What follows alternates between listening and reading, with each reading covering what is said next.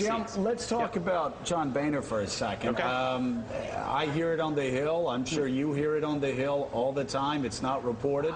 But so many Republicans tell me this is a guy that is not the hardest worker in the world. After 5 o'clock, 6 o'clock at night, he is disengaged at best.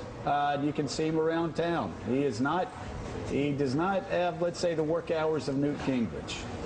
And I think the bigger knock is people feel like he's just part of the Let's start with that knock, though. I want to start because nobody's talking about it. I don't know that if he doesn't. Every Republican I talk to says that John Boehner, by 5 or 6 o'clock at night, you can see him at bars. He is not a hard worker. Well, a lot of those bars are fundraisers for Republicans, his people might say.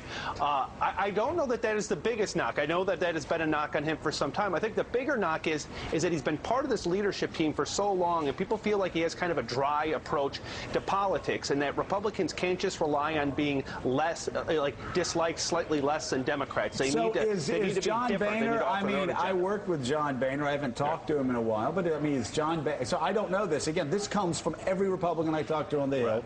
Is John Boehner a hard worker? I don't know if he's a hard worker. I really don't. Well, how can you not know he's a hard worker? You work for Politico. You guys say you're the smartest guys on the planet. You're the young guns. You get all these spreads that you own Washington. You hear from people more than I hear from people. What do they tell you about John Boehner's work ethic? Well, what I would say is that is not the knock that I hear most frequently about Do you hear the Boehner. Knock that he has a bad work ethic? I definitely hear that people feel like he's not committed to the party in the late nights.